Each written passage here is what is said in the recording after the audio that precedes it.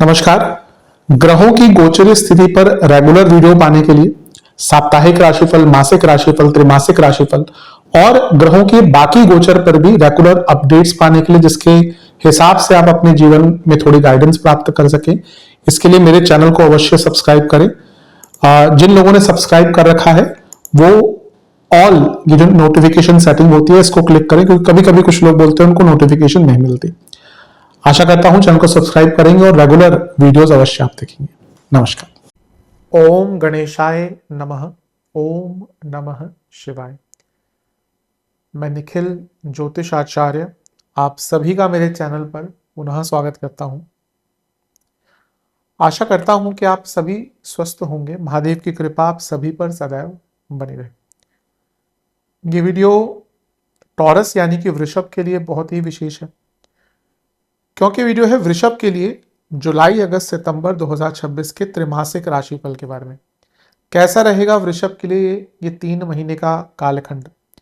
मेरे चैनल पर विस्तृत रूप से मासिक राशिफल आते हैं, जिसमें मैं ग्रहों की जो स्थिति होती है उस पर जो विशेष एरियाज होते हैं हमारी लाइफ के, उस पर क्या प्रभाव पड़ सकता है उसकी विवेचना करता हूँ।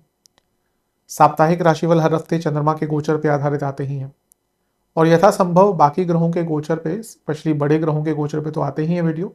बाकी भी ग्रहों के वीडियोस पर मैं जो गोचर होते हैं देता ही हूँ। लेकिन जैसा मैं हर बार कहता हूँ, इन सभी में से त्रैमासिक राशिफल एक बहुत विशेष स्थान ग्रहण करता है उन लोगों के लिए जो ये समझते हैं कि ज्योतिष कोई जादू टोना, कोई आडंबर, कोई अलादीन का चिराग, कोई चुटकी बजाते अपने जीवन को बदलने का कोई तरीका नहीं है। ऐसा कहीं भी नहीं होता। अगर ऐसा होता तो हर व्यक्ति अपने जीवन को रातों रात बदल लेता। इनमें से ज्योतिष कुछ भी नहीं है, बल्कि ज्योतिष मार्गदर्शन है। किस प्रकार से आप जीवन में ग्रहों को समझकर अपने जीवन में काम करते हैं, और स्पेशली ग्रहों के गोचर को समझ के अपने जीवन को उसके अनुसार जीने की कोशिश करते हैं, उन्हीं के लिए कहीं ना कहीं इस प्रकार के जो राशिफल हैं वो बहुत उपयोगी होंगे। और यकीन मानिए, जो 3 महीने का कालखंड है इसमें बहुत बड़े बदलाव हो रहे हैं। अगर जुलाई की बात करें तो शुक्र और केतु की युति थोड़ी परेशान कर सकती है। बुध पतित होंगे, सबसे वॉलेटाइल ग्रह। गुरु और सूर्य की जोड़ी शिवराज योग बनेगा, और शनि वक्र अवस्था में आ जाएंगे। थोड़ा ऊपर नीचे रहेगा मामला, क्योंकि आपके योग कारक है।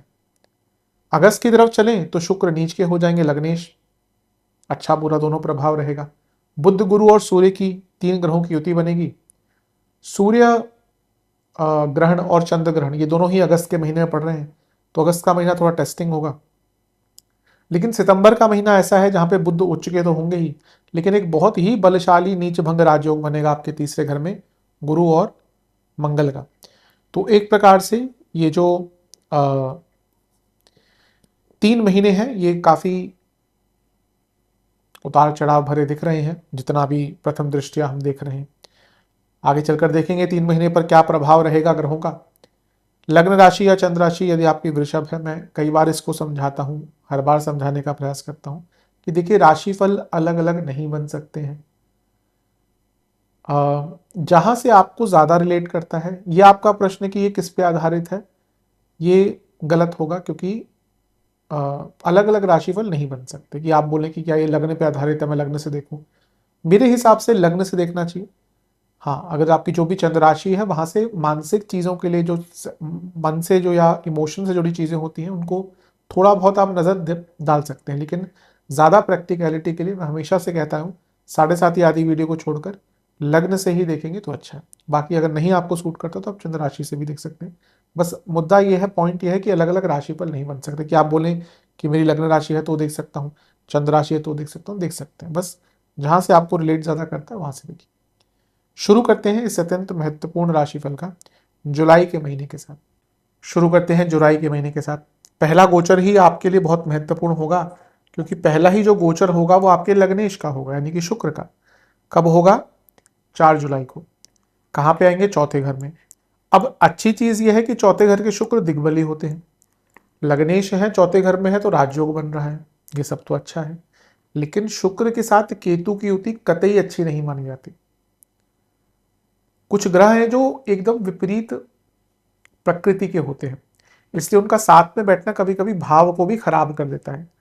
शुक्र और केतु एकदम विपरीत प्रकृति है। जहां शुक्र और राहु का बहुत मिलन है, बहुत ज्यादा अंडरस्टैंडिंग या कहिए उनका जो नेचर है वो बहुत मिलता जुलता है।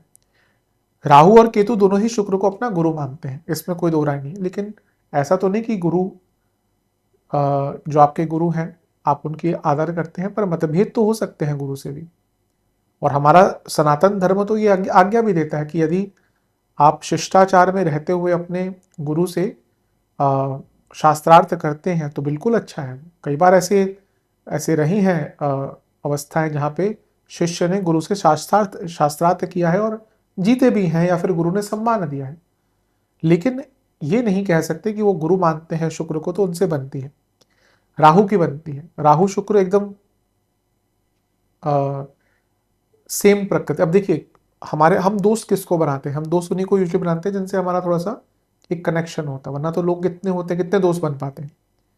इसलिए शुक्र केतु एकदम विपरीत प्रकृति, यानी कि उनकी नहीं बनती। और लग्नेश होने के नाते, चौथे घर के होने के नाते, पहले कुछ अच्छी चीज़ों की बात कर लेते हैं, फिर थोड़ा कठिन चीज़ों की तरफ आएंगे। छठे घर के स्वामी आपके शुक्र हैं और वो केतु के साथ बैठे। कोई बहुत पुराना मसला चल रहा था प्रॉपर्टी का, क्योंकि मंगल की दृष्टि भी है, कोई लीगल प्रॉब्लम चल रही थी, सॉल्व करने के लिए अच्छा टाइम है। शुक्र क्योंकि लग्नेश है और केतु के साथ बैठे हैं और मंगल की दृष्टि है, कोई सर्जरी अगर आपकी टल रही थी और डॉक्टर ने बोला कि भैया करवा लो, तो अब करवा लीजिएगा, इसके बाद ज़्यादा डिले मत कीजिएगा। शुक्र जो है वो आपके लग्नेश हैं और केतु के साथ बैठे हैं और 12वें घर के स्वामी की दृष्टि है, यानी कि बदलाव का मौका, अपने विचारों को बदलकर आगे बढ़ने का मौका यहाँ पे प्राप्त होगा। और चौथे घर में जब शुक्र आए हैं, दिग्बली है, तो कोई बहुत महंगी वस्तु अपने घर वालों के लिए लेना चाहते थे, अपने घर वालों को लग्जरीज गिफ्ट करना चाहते थे, तो उसका भी योग बहुत अच्छा है। लेकिन चौथे घर के शुक्र जो लग्नेश हैं, छठे घर के स्वामी हैं और केतु के साथ बैठ गए, और मंगल की दृष्टि जो 12वें घर के स्वामी हैं। बी वेरी केयरफुल, एक्सीडेंट के बहुत स्ट्रांग योग है, इंजरीज के बहुत स्ट्रांग योग है। चौथे घर में शुक्र या मंगल एक भी होना, किसी की कुंडली उठा के देख लीजिए, उस व्यक्ति का एक्सीडेंट हुआ होता है जीवन में। यहाँ तो 3 ऐसे ग्रह हैं जो एक्सीडेंट करवा सकते हैं। केतु भी एक्सीडेंट और इंजरीज के कारक है, स्पेशली कपल्ड विद इंजरीज के कारक तो होते हैं केतु। जब चौथे घर से संबंध बनता है, 8वें से बनता है, 12वें से बनता है, तो एक्सीडेंट, वहीकुलर एक्सीडेंट के योग बनाते हैं। मंगल का प्रभाव 12वें घर के स्वामी, इंजरीज के कारक, तो बहुत केयरफुल रहना पड़ेगा। और जिनको कार्डियक का इशू है, लंग्स की प्रॉब्लम है, ब्रीदिंग इश्यूज हैं, उनको भी बहुत केयरफुल रहना पड़ेगा। हाँ, इस एक अच्छी और चीज़ है कि अगर आपका कोई पैसा फंसा हुआ था, वो यहाँ पे वापस आ सकता है। इसके साथ ही हाँ, राहु की तो एक्सेस में भी है शुक्र, तो इसका नेगेटिव इम्पैक्ट अगर किसी चीज़ पर और पड़ेगा तो है मैरिड लाइफ, क्योंकि शुक्र कारक है। मांगलिक दोष बना हुआ है अभी गोचर में, तो यहाँ पे मैरिड लाइफ में थोड़ी प्रॉब्लम स्पेशली इन लॉज को लेकर आ सकती है। अगला गोचर होगा बुध का 7 जुलाई को, लेकिन ये आगे नहीं जाएंगे, ये पीछे जाकर बैठ जाएंगे। बहुत खतरनाक अवस्था है। मैंने कई बार ये बोला है कि गोचर में एक ग्रह जो सबसे खतरनाक है वो है बुध।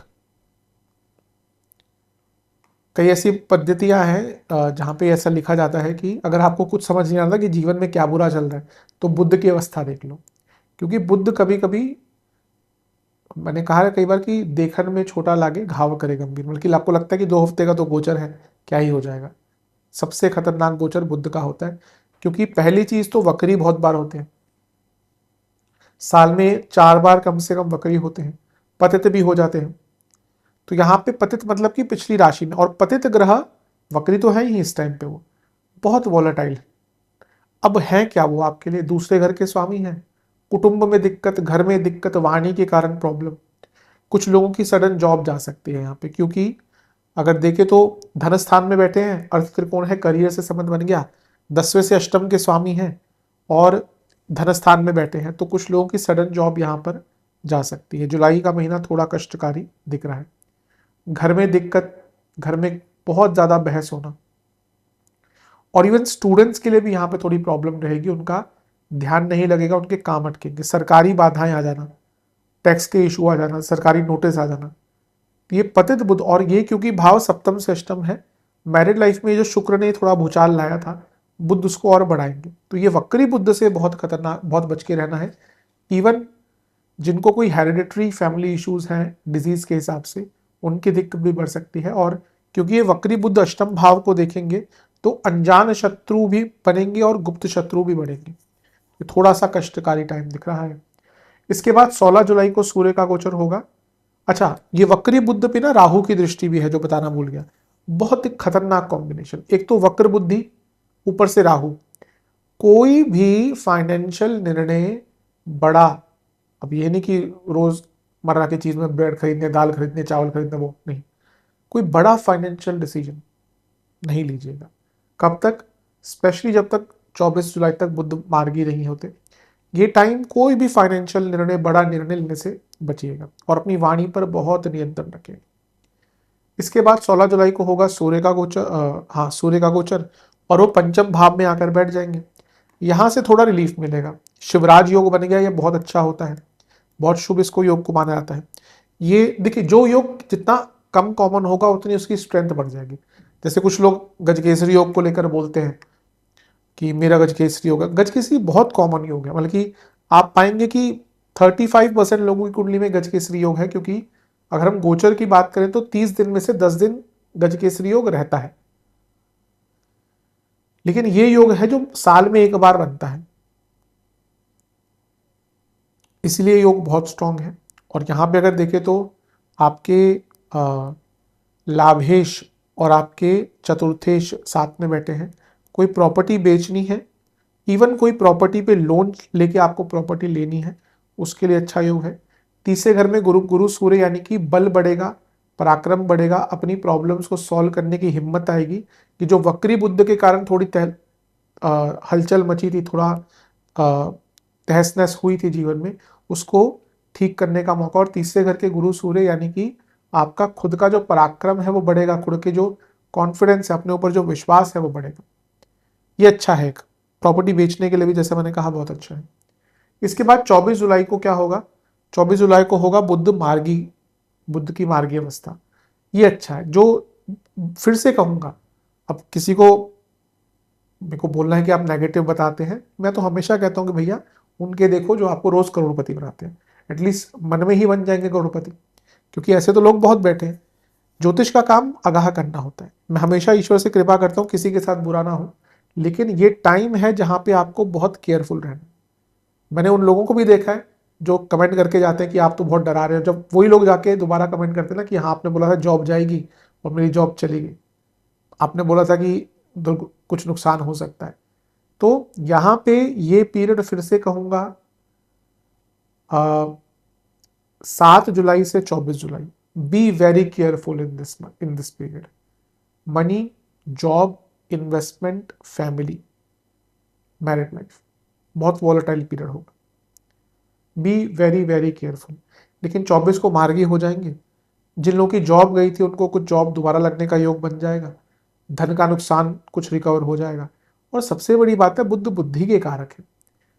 तो जब वो मार्गी होंगे और आगे चलेंगे तो जो मेंटल, जो एक डिल्यूजन में थे ना राहु के प्रभाव के, अभी राहु का प्रभाव तो है लेकिन एक मेंटल क्लैरिटी आना शुरू हो जाएगी। 27 जुलाई को लेकिन एक और अवस्था बनेगी जो तंग करेगी। क्या? शनि। शनि महाराज जो आपके लिए योग कारक है, बहुत महत्वपूर्ण ग्रह है, वो वक्री हो जाए 27 जुलाई को और लंबे टाइम तक वक्री रहेंगे। अब प्रॉब्लम क्या है कि शनि का वक्री होना चीजों को मंद करता है, नो डाउट अबाउट दैट। मैं इस पे अलग से वीडियो बनाऊंगा क्योंकि केवल नेगेटिव एस्पेक्ट नहीं होते, लेकिन योग कारक होने के नाते और लग्न को देखने के नाते ये बता रहा है कि यहां से थोड़ी मंदता आनी शुरू होगी। यानी कि जुलाई के अंत से फिर अगस्त सितंबर, इसमें आपके कई काम अटकने वाले हैं। तो फायदा क्या है ज्योतिष का कि भैया अगर आपने देख लिया, अभी अभी जून में ही ये वीडियोज आ जाएंगी, जून जुलाई के अंत तक का टाइम है, अगर आपने देख लिया तो पहले ही अपने कामों को प्रीपोन करना शुरू कर दीजिए, महत्वपूर्ण कार्यों को। आपको लगता है कि अगस्त सितंबर में आपको कोई इंपॉर्टेंट ट्रिप पे जाना है, कोशिश कीजिए कि पहले ही उसको कर लें। आपको लगता है कोई बहुत इंपॉर्टेंट काम आपका अगस्त सितंबर में होना, उसकी तैयारी पहले ही कर लें। लेकिन ये वक्री शनि अचानक से जीवन में मंदता जो है वो आपके ला सकते हैं, इसलिए आपको यहाँ पे बहुत केयरफुल रहना है शनि, वक्री शनि के प्रभाव से, क्योंकि ये थोड़ा सा, जैसे मैंने कहा ना, कि तंग आपको कर सकते हैं। तो ये इम्पैक्ट दिख रहा है जुलाई के महीने में। जुलाई का महीना थोड़ा सा उतार चढ़ाव भरा है, इसमें कोई दो राय नहीं है। तो इस महीने को जितना आराम से काट सकते हैं, जो मैंने एरियाज बोले हैं उन पर बहुत ध्यान दीजिए। महीने के अंत में वक्री शनि लग्न को देखेंगे तो कोई पुराने रोग का वापस आना, क्रॉनिक डिजीज और बहुत वीकनेस फील होना, ये भी हो सकता है। और ये वक्री शनि लग्न को देख रहे हैं जहां मंगल भी है, तो छोड़े चोट चपेट के कारक तो इस पूरे महीने और महीने के अंत में दोबारा बनेंगे। तो अगर आप ड्राइविंग करते हैं, अगर आपको कार्डियक इश्यूज हैं, जैसे मैंने कहा था, you have to be very careful this month. चलते हैं अगस्त के महीने की तरफ। अगस्त का जो महीना है ये थोड़ा अच्छा है, थोड़ा बुरा। पहला जो गोचर है वो शुक्र का ही हो जाएगा और वो आके नीच की अवस्था में कन्या में बैठ जाएंगे। अब प्रॉब्लम ये है, नीच का ग्रह बुरा नहीं होता, लेकिन कुछ कारकत्व बिगड़ते हैं। और अभी हमने शुक्र केतु की बात करी, मैरिड लाइफ में प्रॉब्लम। नीच के शुक्र भी मैरिड लाइफ में थोड़ी प्रॉब्लम देते हैं। अब यहाँ पे पंचम भाव है तो रिलेशनशिप में भी प्रॉब्लम्स आ सकते हैं। जो लोग रिलेशनशिप में है, मैरिड लाइफ में है, और नहीं भूलना चाहिए कि एक ग्रह जो ऑलरेडी विच्छेदीकरण यानी कि सेपरेटर है, वो शुक्र को देख रहा है।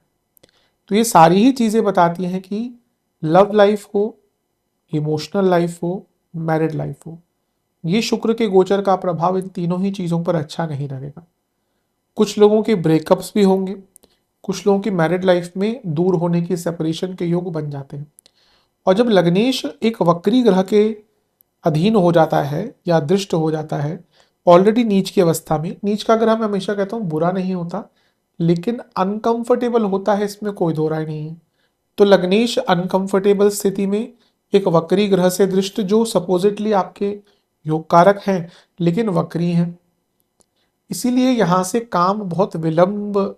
अभी मैंने जुलाई का अंत किस चीज पे किया था कि आपके कार्य विलंब होंगे, तो यहाँ पे डिलेस, बी प्रिपेयर्ड कि अगस्त का महीना, जुलाई का अंतिम भाग, इवन सितंबर, बहुत काम अटकने वाले हैं, बहुत काम डिले होने वाले हैं। इसीलिए जो भी आपके महत्वपूर्ण कार्य अगस्त सितंबर में होने वाले हैं, उनको पहले ही या तो प्रिपेयर कर लीजिए, तैयारी कर लीजिए, ऑप्शंस खुले रख लीजिए। लग्नेश का नीच का होना और वक्री ग्रह से दृष्ट हेल्थ के लिए भी बहुत अच्छा नहीं होता। अच्छा किस चीज के लिए है? अब भाई लग्नेश पंचम में आए हैं तो राजयोग तो बनेगा, और वक्री ग्रह देख रहे हैं लाभ स्थान से, यानी कि कोई फाइनेंशियल काम जो बहुत टाइम से पेंडिंग था वो हो सकता है। अगर आपकी जॉब चली गई थी रिसेंटली, एक योग बना था, या उससे पहले गई हो, तो यहाँ पे जॉब दोबारा मिल सकती है, बट बहुत कॉम्प्रोमाइज करना पड़ेगा। और जो शुक्र है वो लग्नेश है और शनि नवमेश है, तो अगर आपकी बहुत टाइम से कोई धार्मिक यात्रा, धार्मिक योजना, धार्मिक अनुष्ठान भी अटका हुआ था, उसको भी पूर्ण कराने का मौका यहाँ पर मिल सकता है। बस एक चीज पर ध्यान देना है कि लग्नेश नीच के और वक्री ग्रह से दृष्टि, यानी कि जीवन में नीरसता आ जाती है, यानी कि जीवन में बहुत बोरिंगनेस आ जाती है। तो अपने आप को थोड़ा उन लोगों से घेर के रखिएगा जो आपको समझते हैं। अगला गोचर किसका होगा? मंगल का। मंगल आ जाएंगे आपके दूसरे घर में, मिथुन में। अब दूसरे घर के मंगल मिश्रित प्रभाव देते हैं। ध्यान ये देना है कि यहां पर राहु की दृष्टि भी है, तो इसलिए मंगल थोड़े से उग्र स्वभाव के हो गए। 12वें घर के स्वामी दूसरे घर में है, जो लोग विदेश के काम करते हैं उनको लाभ मिलेगा। सप्तमेश अपने से अष्टम में है, यानी कि बिजनेस में आगे बढ़ने का मौका मिलेगा। दूसरे घर के मंगल रेंटल प्रॉपर्टी से आपको लाभ दे सकते हैं, और क्योंकि 12वें घर के स्वामी चौथे से 11वें में बैठे हैं, कोई प्रॉपर्टी बहुत टाइम से बिक नहीं रही थी, बहुत अच्छे रेट पर आपकी प्रॉपर्टी बिक सकती है। लेकिन दूसरे घर के मंगल और राहु की दृष्टि वाणी पर तो इतना अंकुश लगा लीजिएगा कि जितना पॉसिबल होगा कि आपके वाणी से शब्द नहीं, गोला बारूद निकलेगा। ये ऐसा टाइम है। वृषभ वाले यूजुअली बहुत बैलेंस होकर बोलते हैं। दे आर, आई थिंक जितने भी 12 लग्न है ना, एक लग्न जिस जो मेरे हिसाब से, सबकी अपनी विवेचना हो सकती है, जो सबसे बैलेंस्ड लग्न होता है, सबसे बैलेंस्ड लोग होते हैं, वो वृषभ वाले होते हैं। Very balanced people, until unless कि उनका चंद्रमा या शुक्र बहुत खराब ना हो।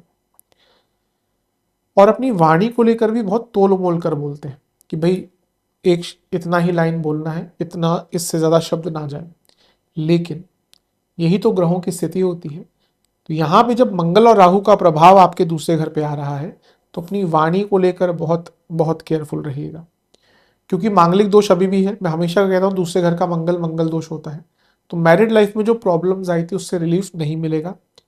कार्य क्षेत्र में बहस बहुत हो सकती है और घर में भी बहस बहुत ज़्यादा हो सकती है।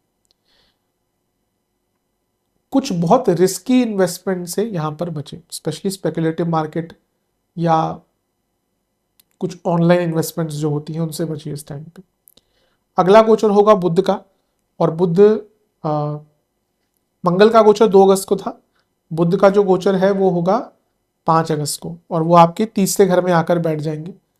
यहाँ पर सूर्य, गुरु और बुध की जोड़ी तीसरे घर में बहुत श्रेष्ठ है।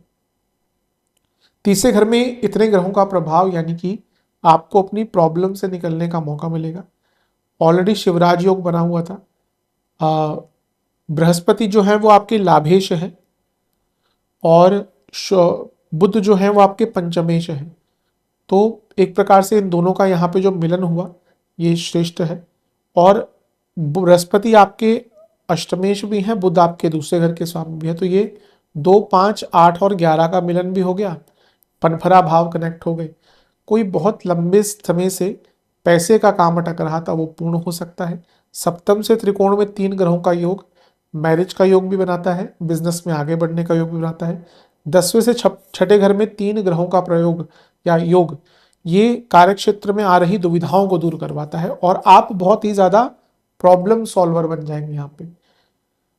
कभी अब पहले जुलाई में बुध थोड़े अलग अवस्था में थे तो वो प्रॉब्लमेटिक टाइम ज़्यादा था, लेकिन यहाँ पे दिख रहा है कि आपके लिए जो समय आता जा रहा है ये थोड़ा अच्छा ही दिख रहा है। 17 अगस्त को सॉरी 12 अगस्त को ग्रहण लगेगा, सूर्य ग्रहण। ये कब लगेगा? 12 अगस्त को, जब अमावस्या योग होता है। तो तीसरे घर में सूर्य ग्रहण का लगना भी कोई बहुत बुरा नहीं होता। कुछ आउट ऑफ द बॉक्स जाकर करना पड़ेगा, लेकिन सेहत का ध्यान दीजिएगा, क्योंकि यहाँ पे जब ग्रहण लग रहा है तो आपके अष्टमेश यानी कि गुरु भी इन्वॉल्व है, और ये भाव जो है ये अष्टम से अष्टम है। अचानक से कुछ सिम्टम्स दिखते हैं इस टाइम पे, उसको नज़रअंदाज मत कीजिएगा, क्योंकि बहुत चांसेस है कि महीने के मध्य भाग के आसपास, यानी कि जब ये सूर्य ग्रहण लग रहा है 12 अगस्त को, आपकी बॉडी आपको कोई सिम्टम्स दे, पर अगर आपने उसको नज़रअंदाज किया तो वो थोड़ा सा सीरियस भी हो सकता है। 17 अगस्त को सूर्य का गोचर होगा और वो आपके चौथे घर में आकर बैठ जाएंगे, यानी कि केतु के साथ। ये मिश्रित है, एक तो सूर्य स्वराशि के हैं उस नाते ठीक है, लेकिन सूर्य का दिग्बल समाप्त है, और सूर्य के साथ केतु यानी कि ग्रहण दोष चौथे घर में।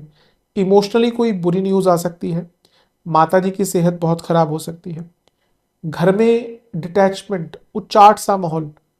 आपने कई बार देखा होगा कि आप घर के बाहर जाते हैं तो बहुत अच्छा महसूस करते हैं, जैसे ही घर में एंटर होंगे तो एकदम उच्चाट सा मन हो जाता है। इसके कई कारण हो सकते हैं, कोई तंत्र का उपयोग घर में, कोई योग ऐसा गोचर में या कुंडली में भी।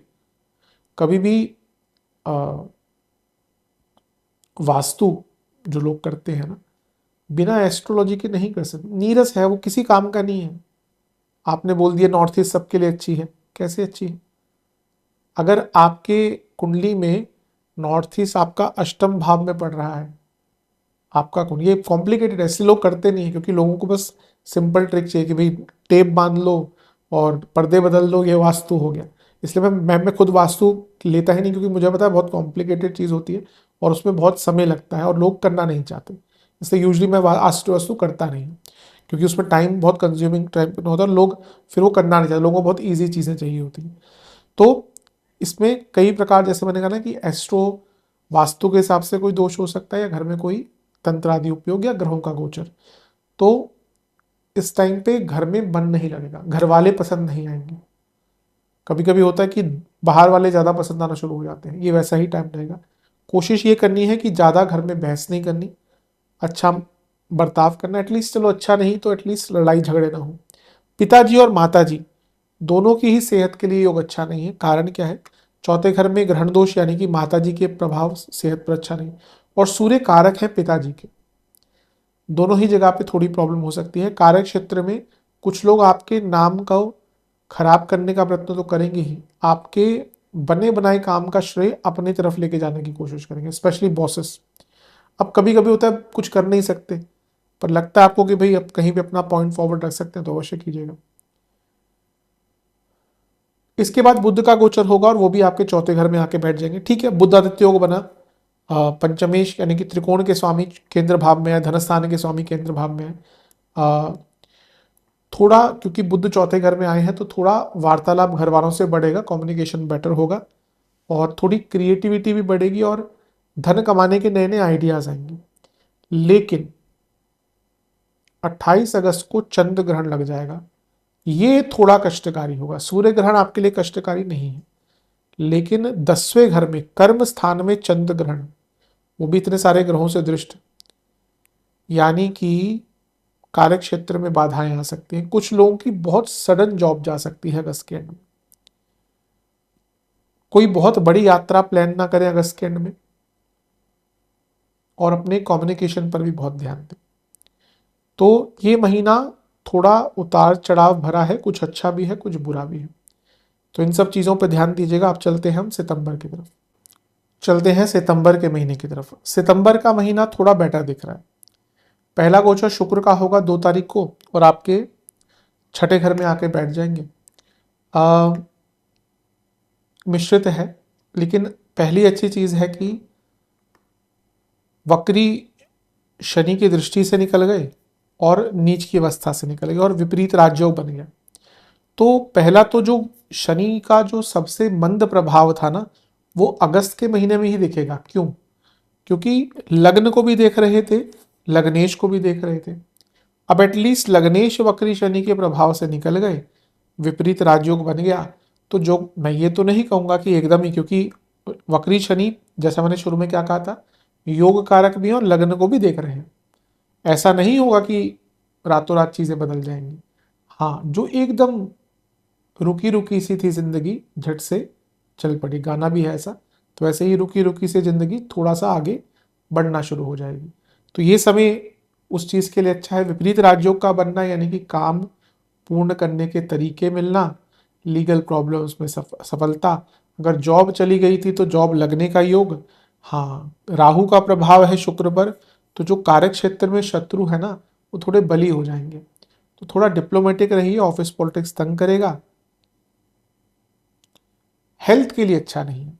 ये 3 ही महीने हेल्थ के लिए वृषभ के लिए अच्छे नहीं दिख रहे, क्योंकि आपके लग्नेश की स्थिति ही अच्छी नहीं है। और अभी हम सितंबर तक की बात करेंगे, लेकिन अक्टूबर में थोड़ा आगे भी जाना पड़ता है ना। अक्टूबर की बात तो भी नहीं करेंगे क्योंकि सितंबर तक हमारी बाउंड्री है, लेकिन अक्टूबर में शुक्र वक्री हो रहे हैं, उनकी स्पीड सितंबर के मध्य में ही कम हो जाएगी। इसीलिए ये महीना भी हेल्थ के लिए अच्छा नहीं। तो वृषभ वालों को मैं कहूँगा हेल्थ को लेकर बहुत ज़्यादा ध्यान दें। जो जो एरियाज मैंने बोले हैं उन पर ध्यान दें। सितंबर के महीना में पेट की प्रॉब्लम, मेटाबॉलिक प्रॉब्लम, आइज और हार्मोनल इश्यूज ज़्यादा तंग करेंगे। 7 सितंबर को होगा बुध का गोचर, और बुध कहाँ पे आ जाएंगे? कन्या में आ जाएंगे, पंचम भाव में उच्च के हो जाएंगे। ठीक है, धनेश है, पंचमेश है, योग कारक से दृष्ट है, लेकिन योग कारक वक्री है। तो कोई फंसा हुआ पैसा था, बहुत पुराना फंसा हुआ काम था, उसमें लाभ मिलेगा। और कोई बहुत ऐसा आइडिया आ सकता है आपको जो आपके जीवन को एक नया आधार दे सकता है। लेकिन कभी कभी ये वक्री ग्रह का प्रभाव ना व्यक्ति को बहुत डीप किसी सब्जेक्ट में ले जाता है। जो लोग रिसर्च करते हैं देखिए उनके लिए तो बहुत अच्छा है, लेकिन बाकी लोगों के लिए थोड़ा सा ये डिस्ट्रैक्शन भी आ सकती है। तो थोड़ा इस चीज़ पर ध्यान दीजिएगा। कोई फंसा हुआ पैसा लेकिन जैसा मैंने कहा आ सकता है। इसके बाद होगा 17 सितंबर को सूर्य का गोचर, और सूर्य आपके बुध के साथ ही आके बैठ जाएंगे, बुध आदित्य योग बनेगा फिर से। और यहाँ पे भी वक्री, ये प्रॉब्लमेटिक है क्योंकि सूर्य और शनि पिता पुत्र समसप्तक हो गए, और यहाँ पे शनि वक्री है, तो क्या हो सकता है, बॉसेस से प्रॉब्लम, घर वालों से कहा सुनी फिर से, और सरकारी बाधा, कोई गवर्नमेंट का प्रॉब्लम, कोई लीगल प्रॉब्लम में फंस जाना, कोई नोटिस आ जाना। अभी शुक्र छठे में है, थोड़ा पब्लिक लाइफ में बहुत बहुत ज़्यादा शालीनता से रहिएगा, स्पेशली पुरुषों को बोलूँगा, अच्छा पुरुष देख रहे हैं, क्योंकि कभी कभी क्या होता है, मिसअंडरस्टैंडिंग के कारण थोड़ी दिक्कत हो सकती है, स्पेशली कार्य क्षेत्र में, पब्लिक लाइफ में। बाकी आप समझने की कोशिश करें, थोड़ा सा अपनी बाउंड्रीज मेंटेन करके रखें, क्योंकि कभी कभी क्या होता है, कोवर्किंग सिचुएशंस होते हैं, दोनों काम करते हैं, कभी कभी हेल्दी फ्लर्टिंग भी नेगेटिवली जा सकती है। आप कुछ मजाक कर रहे हैं लेकिन मे बी वो चीज़ वैसे ना जाए, तो स्पेशली जो पुरुष लोग हैं उनको थोड़ा सा यहाँ पे अपनी बाउंड्रीज को समझना चाहिए। You have to be very professional when you are out there, इस चीज़ पर ध्यान दीजिएगा। इसके बाद अच्छा, बुध आदित्य योग है लेकिन वक्री शनि का प्रभाव है। स्टूडेंट्स को मैं कहूँगा कि भाई अपने असाइनमेंट वगैरह, कोई पेपर वगैरह है तो उसकी तैयारी लास्ट तक मत छोड़िएगा, कि भैया 15 सितंबर को असाइनमेंट सबमिट करना है, चलो ऑनलाइन आजकल हो रहे हैं, मज़े आए, 15 सितंबर को ही करेंगे। पता चला आप गए 15 सितंबर को, जो वेबसाइट है वही डाउन है, लिंक ही नहीं आ रहा, बहुत बार ऐसा होता है। अब कहाँ जाएंगे अगर नहीं हुआ तो जो, ये तो मैंने एग्जाम्पल दिया है, एज अ स्टूडेंट आपके जो भी काम हो रहा है उनको पूर्ण कर लीजिएगा। पुनः पंचम में बुध है, ठीक है, लेकिन वक्री शनि का प्रभाव लव लाइफ के भाव पे, यानी कि वैचारिक मतभेद बहुत हो सकते हैं रिलेशनशिप में। इसके बाद होगा 18 सितंबर को मंगल का गोचर। हाँ, ये बहुत श्रेष्ठ है, तीसरे घर में नीच भंग, बहुत अच्छा योग बन रहा है। तीसरे घर का नीच भंग तो मतलब कि कई योग होते हैं बहुत स्ट्रांग होते हैं, तो उनमें से एक मैं मानता हूँ नीच भंग को और विपरीत राजयोग को, और तीसरे घर में और भी श्रेष्ठ है। मंगल नीच के तो गुरु उच्च के। अब देखिए, मंगल अगर नीच के हैं तो उनका नीच भंग चंद्रमा से भी हो सकता है, लेकिन गुरु के साथ मंगल नीच भंग, ये तो फिर कई सालों में एक बार होता है। अब अगली बार जब गुरु मकर में आएंगे तो हो सकता है कि मंगल का उनसे मिलन हो, चांसेस हैं इस चीज के, अब बहुत आगे की बात है, तब भी एक नीच भंग बनेगा। लेकिन यहाँ पे जब गुरु उच्च के हैं तो ये बहुत श्रेष्ठ नीच भंग है। जिनका विवाह नहीं हो रहा था, जिनके बिजनेस में बाधाएं आ रही थी, जिनके बिजनेस स्टार्ट नहीं हो रहे थे, बहुत टाइम से आप सोच के बैठे हैं, पैसा भी है, प्लान भी है, स्किल्स भी है, मशीन भी है, टेक्नोलॉजी भी है, क्या नहीं है, हिम्मत नहीं। बिना बिजनेस, बिना हिम्मत के तो बिजनेस नहीं स्टार्ट होते।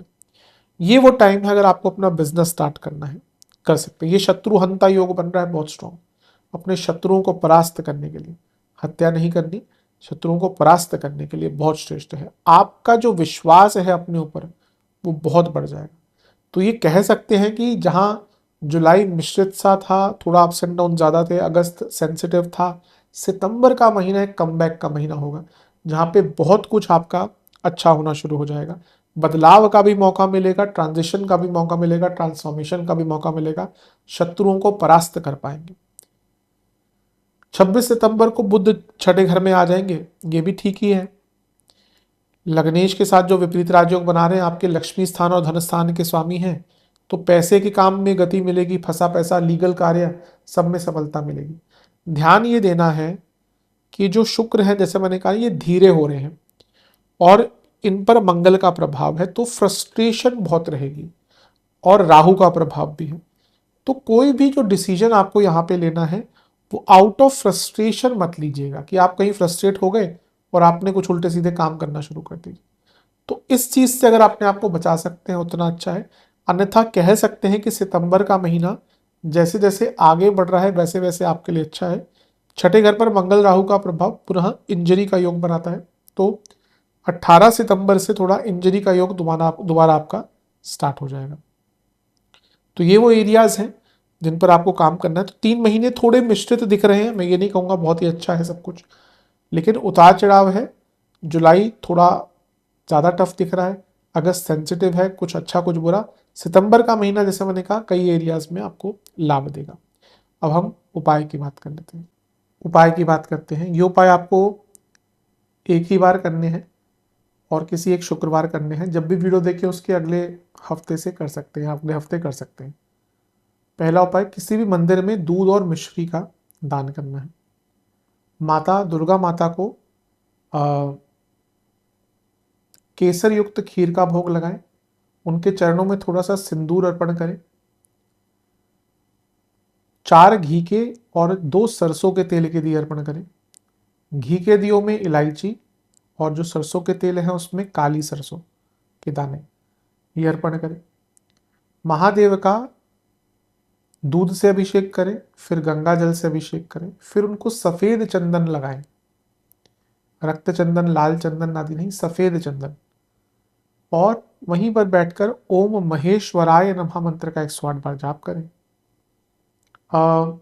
पंडित जी को सफेद वस्त्र और चंदन की माला अगर मिलती है तो, और साथ में दक्षिणा दान करें। और किसी भी गौशाला में चारे का दान करें और धन का दान करें। ये उपाय कर लेंगे तो अवश्य लाभ मिलेगा। आशा करता हूँ कि वीडियो काम आएगी। चैनल पे नए हैं सब्सक्राइब कीजिए, वीडियो को लाइक कीजिए। मिलता हूँ मैं आप सभी से अगली वीडियो में, तब तक के लिए ओम नमः शिवाय।